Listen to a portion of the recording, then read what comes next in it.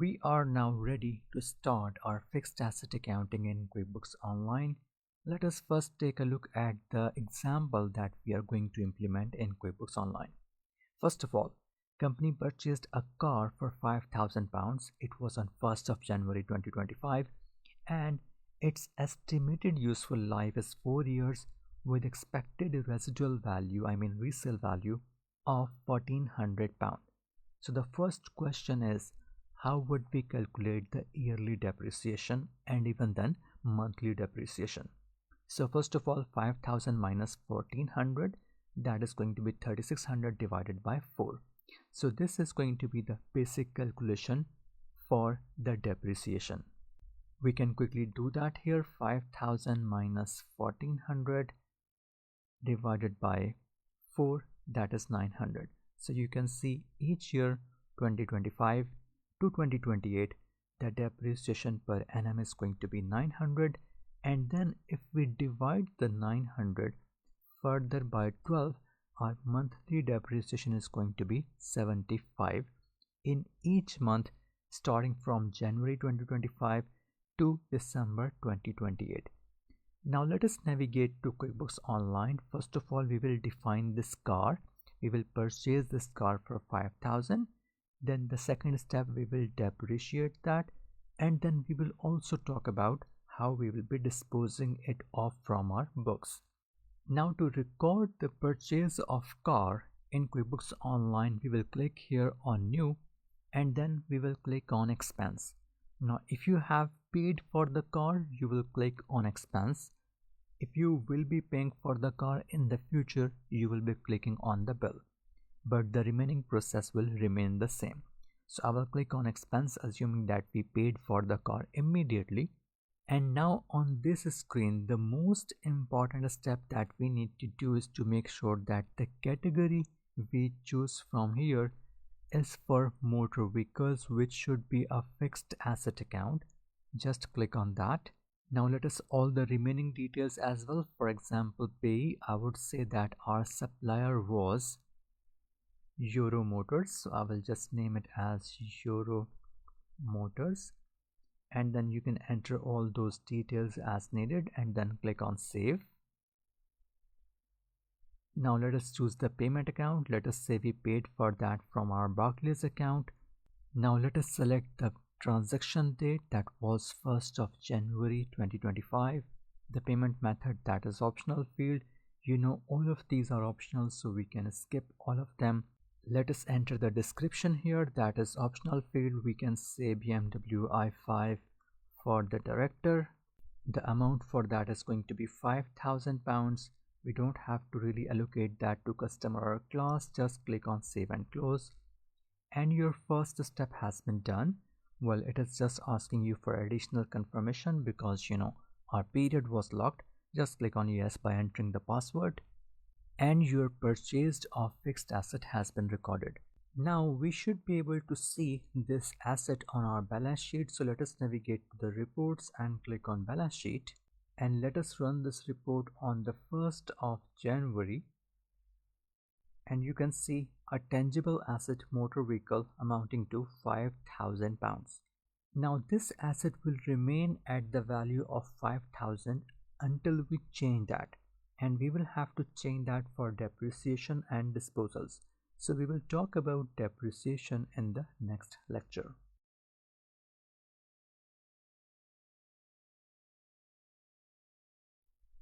So now that we have recorded the purchase of this fixed asset, let us talk about the next step, and that is recording the depreciation.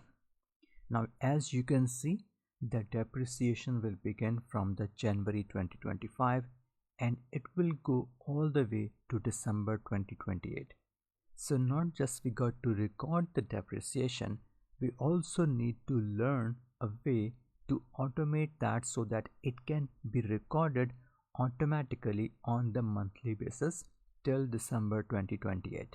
All of that can be done very quickly and easily in QuickBooks Online. So let us navigate there.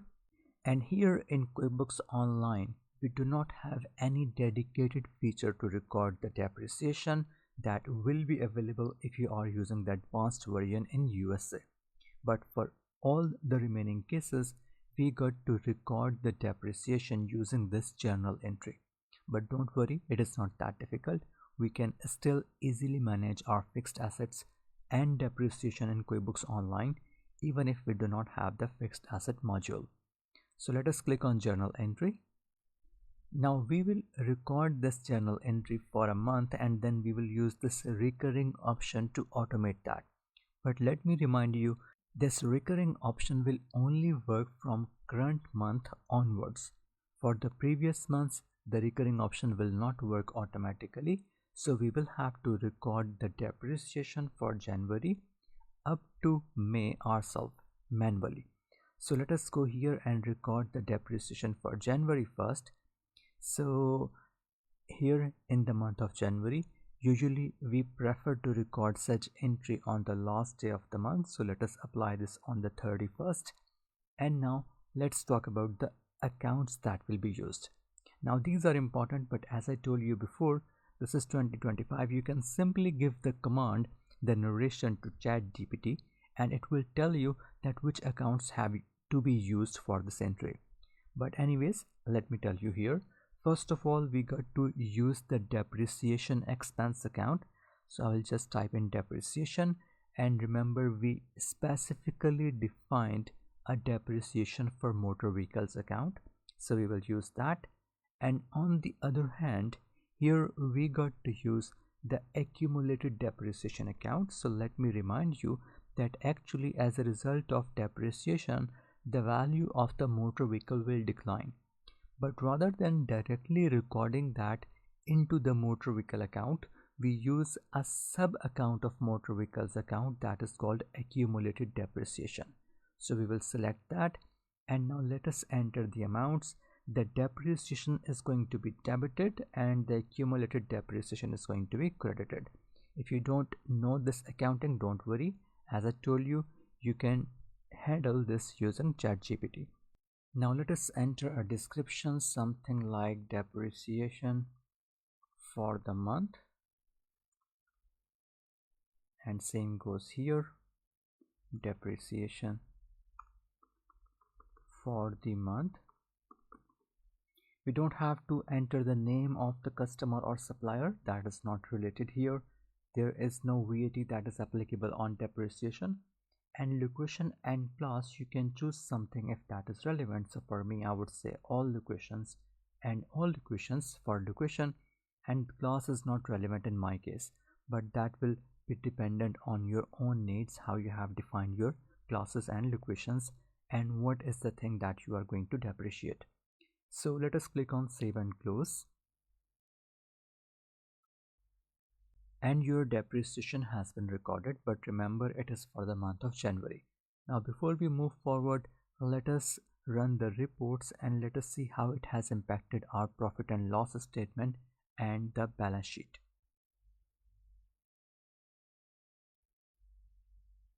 Here let us focus on the profit and loss statement first. Let me focus this for the month of January, and for a moment I will exclude this particular day. I will just run till 30th, and let me show you there should not be any depreciation expense here.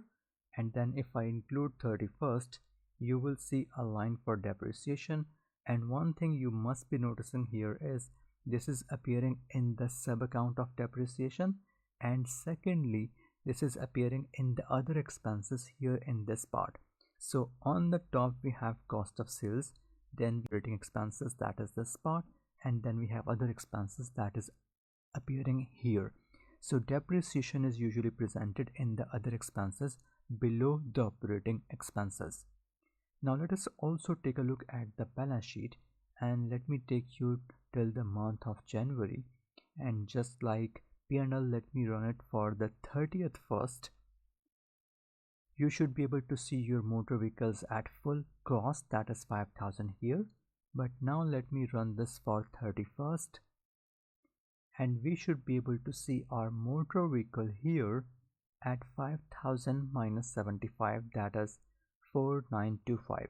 So you can see our monthly depreciation has impacted our motor vehicle account, and the value for the motor vehicle has reduced in the balance sheet. Now we got to repeat this process for February, March, April and May, and we can do that manually. For that, let me first of all go to my transaction that I have just recorded for my depreciation. Now here, first of all, let us go to more and click on copy, and let us copy this URL from here and let us paste it for February, and then for March, and then for April, and for May. We will already have this window open here. So let us go to the February window, change the date to February 28 and just click on save and close. Here let us change the date to March and just click on save and close. Here let us change the date to April, last day of April, and click on save and close. And we don't need these windows anymore, just close them. Let us come back here and change it to the date of May. Choose the last day of the May. Now before I click on save and close, let me tell you something.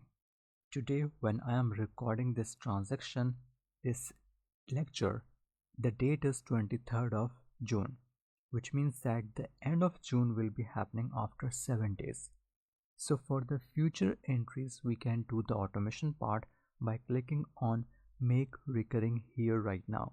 But I will just show it separately to you in the next lecture. First, let me save it and then I will come back to this transaction in the next lecture. But what I am telling you is you don't have to do that extra step to save and close first and then come back to this transaction. You can do that here in the last entry. So I will just click on save and close first. And now let me take you to the profit and loss statement and let me run it all the way till the end of May, and I should be able to see the depreciation for 5 months. That is 75 into 5, that should be 375, and you can see that here. Similarly, if I go to the balance sheet, I should be able to see the balance sheet till the end of May by total cost minus 375, and you can do that here, and you can see our book value for the motor vehicles is 4625 now. Now for the June onwards, we will be automating this entry. Let's do that separately in the next lecture.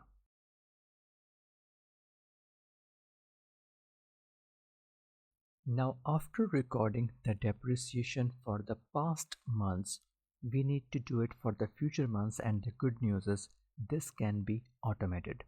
For that, we will just go to any of the journals that we have just recorded. So let us go to the latest one. And now here we will need to click here on the make recurring, and here on this screen, first of all, enter a template name that can be depreciation of motor vehicle. You may like to enter the further details about motor vehicle, for example the model number or the registration number, because there can be multiple motor vehicles. This is going to be only for one. So we are making it scheduled so that it can run automatically.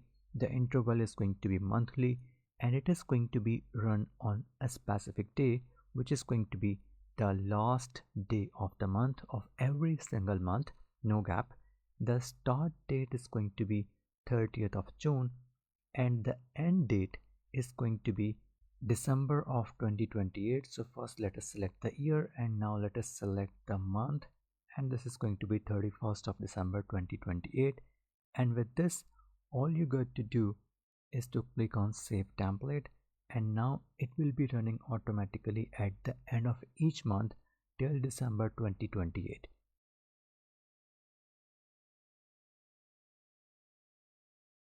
So we have just defined a recurring entry template for depreciation, with the first entry expected on 30th of June and then one entry at the end of each month. So I am now recording this lecture on 3rd of July, which means that 30th June has already passed, and I should be able to see that entry in my reports. So let me navigate to the reports, And rather than looking at the balance sheet or profit and loss, I am simply going to run the journal report so that I can directly see the entry if that has been posted. Let us choose the date 30th June, and same goes to so that we can narrow it down. And here you can see your depreciation entry that has been posted at the amount of £75. And in the meanwhile, you will also notice this entry which mentions amortization of prepayment. And if you remember, when we were working on the accruals and prepayments, we set up this recurring entry for the amortization of prepayment. So that has also been posted automatically. Now, if you like to see the details that where this entry is coming from and who posted that, you will click on the entry here to go to the entry itself. And when you click on more and click on audit history, you will be able to see that who posted this entry, and here you can see that this entry has been added by system administration.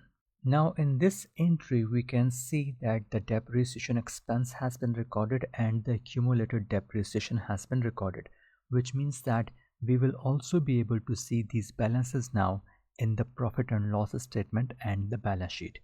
I would request you to run those reports yourself and verify these balances in those reports as well.